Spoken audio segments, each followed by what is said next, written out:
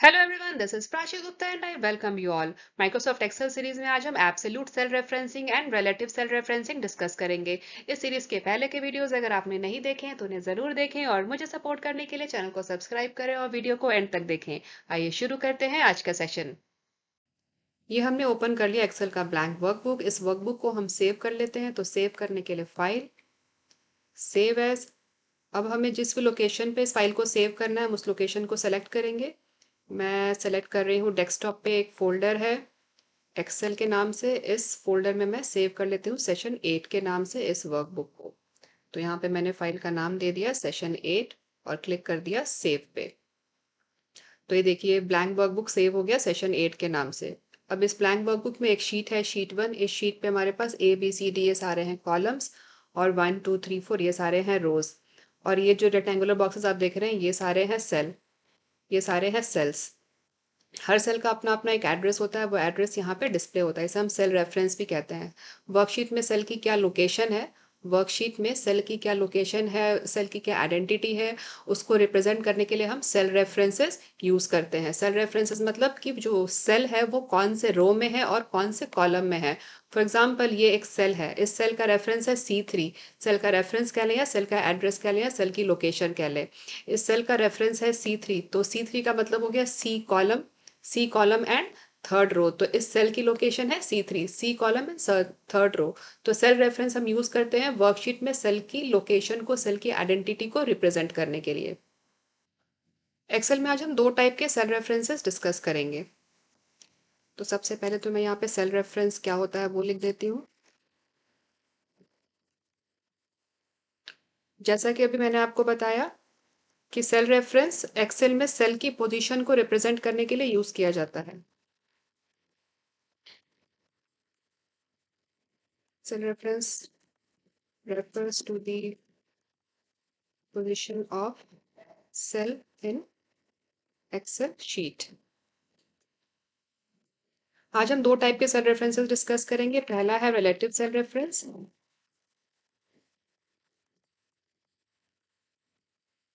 और दूसरा है एब्सोल्यूट सेल रेफरेंस।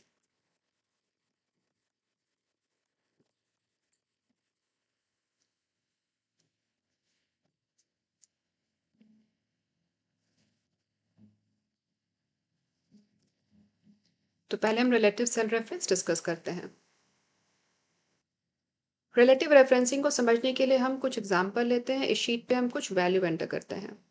तो यहाँ पे A1 सेल में हमने एंटर कर दिया 5, A2 में भी हमने एंटर कर दिया 5, B1 में एंटर कर देते हैं 50 और B2 में भी एंटर कर देते हैं 50। यहाँ पे हमने कुछ वैल्यूज एंटर कर ली इन सेल्स में। अब हम A3 सेल में A1 की वैल्यू और A2 की वैल्यू को ऐड करेंगे। तो A3 सेल में इक्वल साइन और हमें ऐड करना है A1 प्लस A2। और रिजल्ट के लिए हमने एंटर हिट किया। तो ये देखिए A1 प्लस A2 इज 10 यहाँ पे डिस्प्ले हो गया। अब हमें B3 सेल में भी इन दोनों को ऐड करना है, मतलब B1 प्लस B2 करना है। या तो इसमें हमारे पास दो ऑप्शन है, या तो हम यहाँ पे टाइप कर लें फॉर्मूला या फिर हम यहाँ पे फॉर्मूला को कॉपी कर लें। तो हम यहाँ पे क्या करेंगे, हम A3 में जो हमने फॉर्मूला राइट किया था इस फॉर्मूला को हम B3 में कॉपी करेंगे। तो फॉर्मूला को कॉपी करने के लिए हम क्या करेंगे, हम फिल हैंडल यूज करेंगे। फॉर्मूला को कॉपी हम फिल हैंडल यूज करके भी कर सकते हैं। तो देखिए ये है फिल हैंडल। जैसे ही हम A3 सेल पे गए, यहाँ पे कॉर्नर में ये जो प्लस का साइन दिख रहा है इसे हम कहते हैं फिल हैंडल।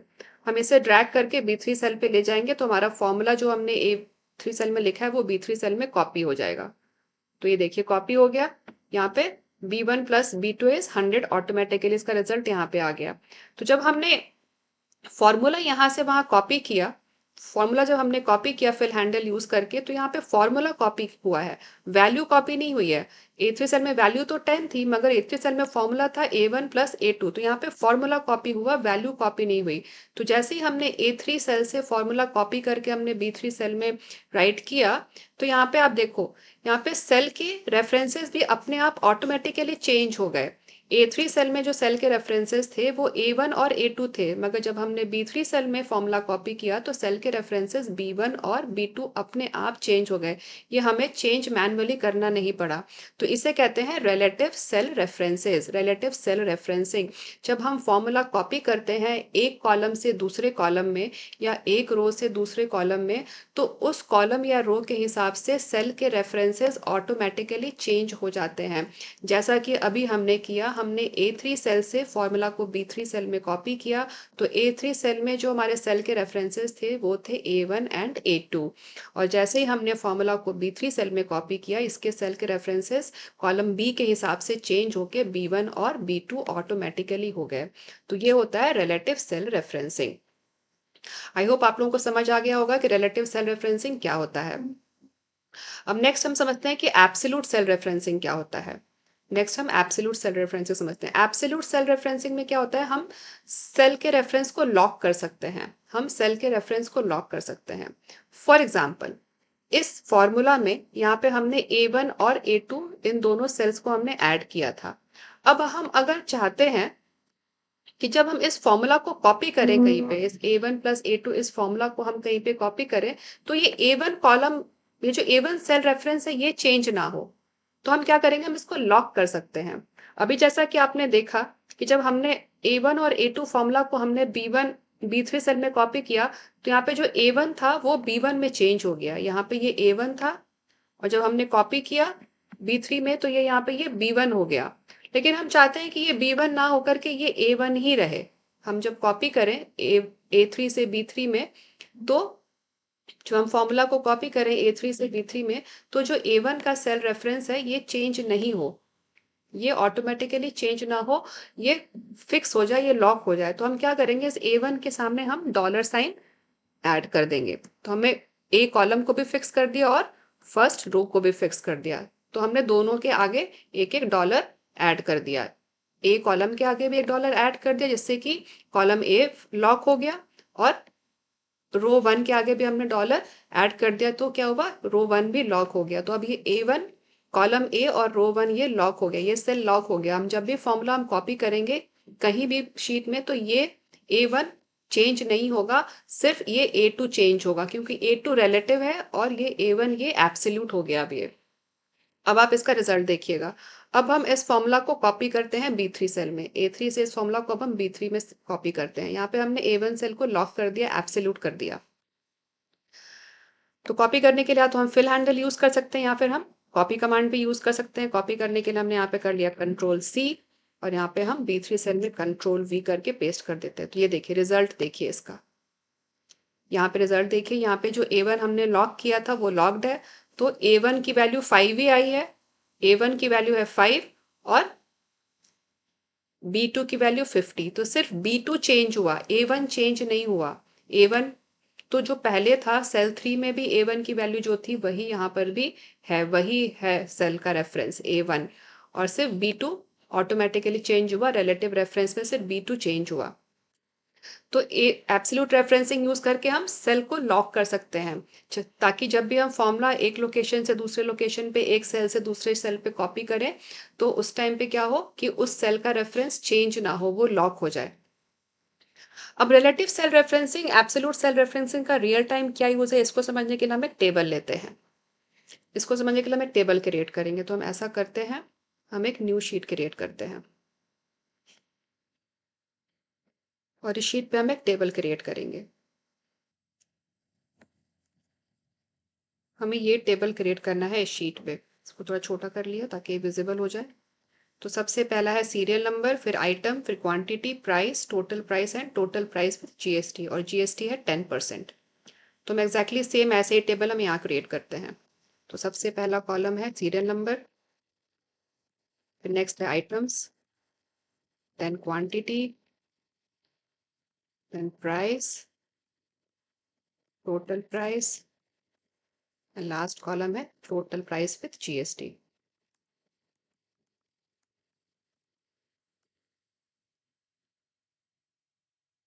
और यहाँ पे जीएसटी भी डाल देते हैं, जीएसटी इज 10%।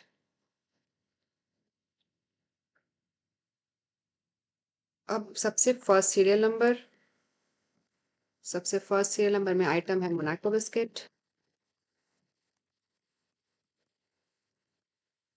मोनाको बिस्किट की क्वांटिटी है 4 और प्राइस है 10। टोटल प्राइस वो हमें कैलकुलेट करना है, उसके लिए हम फॉर्मूला राइट करेंगे बाद में। ओरियो बिस्किट की क्वांटिटी है 6, प्राइस है 15। देन पार्ले जी क्वांटिटी है 5, प्राइस है 5। देन कोका कोला प्राइस है 4, क्वांटिटी है 4 एंड प्राइस है 30। नेक्स्ट है Pepsi, quantity 3 and price 20। Next है फैंटा, क्वांटिटी 2 एंड प्राइस 20।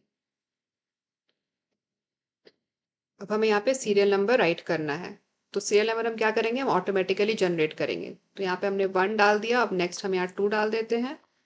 अब हम ऑटोमेटिकली सीरियल नंबर जनरेट करने के लिए क्या करेंगे, 1 एंड 2 को हमने सेलेक्ट किया और अब हम ये फिल हैंडल है, मैं थोड़ा इसको बड़ा कर देती हूँ ताकि आपको अच्छे से दिखे।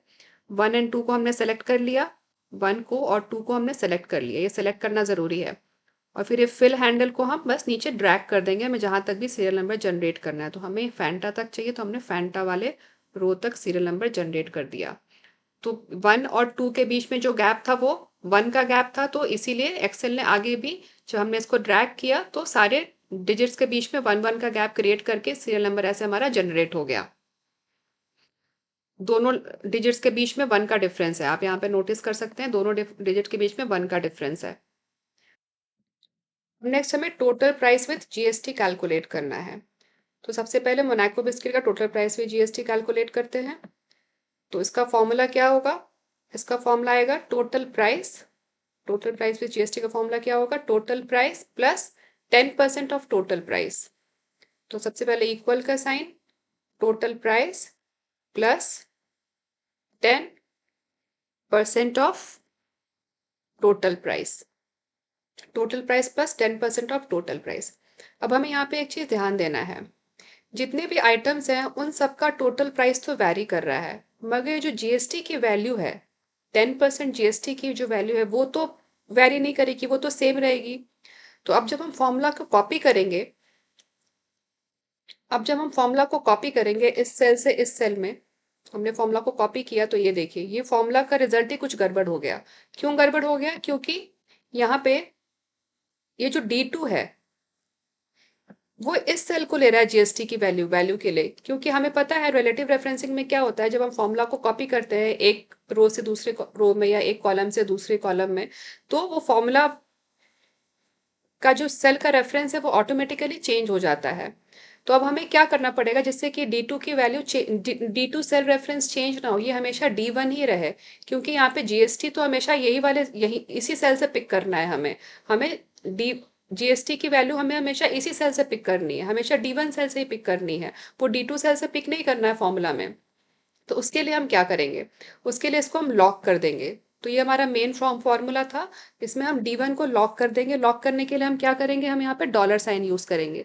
तो हमने D कॉलम को भी लॉक कर दिया और 1 रो को भी हमने लॉक कर दिया डॉलर साइन ऐड करके। अब ये एब्सोल्यूट हो गया, इसे हम कहते हैं एब्सोल्यूट सेल रेफरेंसिंग। हमने क्या किया, कॉलम डी और फर्स्ट रो को हमने, इस सेल को हमने पूरा लॉक कर दिया। अब हम जब फॉर्मूला कॉपी करेंगे तो इसकी वैल्यू चेंज नहीं होगी, क्योंकि जीएसटी हमेशा हमें D1 सेल से ही लेनी है। फॉर्मूला चाहे हम कहीं भी कॉपी कर दें, D1 सेल से ही जीएसटी की वैल्यू हमेशा आएगी। अब हमारा ये फॉर्मूला हो गया करेक्ट। अब हम इसे कॉपी करते हैं फिर से, ये वाला हम डिलीट कर देते हैं, ये हमने डिलीट कर दिया। अब हमने इसको वापस फिल हैंडल यूज करके फॉर्मूला को नीचे के रोज में कॉपी कर दिया। अब आप यहाँ पे नोटिस कीजिए, ये देखिए अब ये सही फॉर्मूला आ रहा है। अब यहाँ पे देखिए, जो जीएसटी है वो हमेशा D1 सेल से ही आ रही है। टोटल प्राइस का तो रो चेंज हो गया, क्योंकि ये 4th रो था तो यहाँ पे E4 हो गया और यहाँ भी E4 हो गया टोटल प्राइस। मगर जो जीएसटी है वो D1 सेल में ही है, क्योंकि हमने D1 सेल को हमने एब्सोल्यूट कर दिया, इसके आगे हमने डॉलर साइन ऐड करके हमने इसकी रेफरेंसिंग एब्सोल्यूट रेफरेंसिंग कर दिया। अब हम इस फॉर्मूला को कहीं भी कॉपी करेंगे तो रो नंबर तो चेंज होगा, E4 हो जाएगा, नेक्स्ट रो में जाएंगे तो E5 हो जाएगा, मगर जीएसटी का जो सेल है D1 ये एब्सोल्यूट रहेगा, ये चेंज नहीं होगा जब हम फॉर्मूला को कॉपी करेंगे। फिफ्थ रो में भी देखिए आप, यहाँ पे ये E5 हो गया और ये भी E5 हो गया, टोटल प्राइस का सेल रेफरेंस E5 हो गया, मगर जीएसटी का सेल रेफरेंस D1 ही है, क्योंकि हमने इसको एब्सोल्यूट कर दिया डॉलर साइन ऐड करके। इसके भी आगे हमने डॉलर साइन ऐड कर दिया और यहाँ भी हमने डॉलर साइन ऐड कर दिया। इसे हम कहते हैं एब्सोल्यूट सेल रेफरेंसिंग, मतलब हमने सेल को लॉक कर दिया। अब हम जब सेल के फॉर्मूला को कहीं से भी कहीं कॉपी करेंगे तो रो नंबर या कॉलम नंबर के हिसाब से इसका सेल रेफरेंस चेंज नहीं होगा, ये सेल रेफरेंस लॉक हो गया। तो इस तरीके से हम, तो ये डिफरेंस होता है रिलेटिव रेफरेंसिंग में और एब्सोल्यूट सेल रेफरेंसिंग में। तो आई होप आप लोगों को समझ में आ गया होगा कि एब्सोल्यूट रेफरेंसिंग और रिलेटिव रेफरेंसिंग क्या होता है और रियल टाइम सिनेरियो में इसे हम कैसे यूज करते हैं। तो आज के सेशन में बस इतना ही, मिलते हैं नेक्स्ट सेशन में नए टॉपिक के साथ। अगर आप लोगों को वीडियो पसंद आया हो तो वीडियो को लाइक करें, ज़्यादा से ज़्यादा शेयर करें, चैनल को सब्सक्राइब करें और बेल आइकन दबाना ना भूलें। Thanks for watching.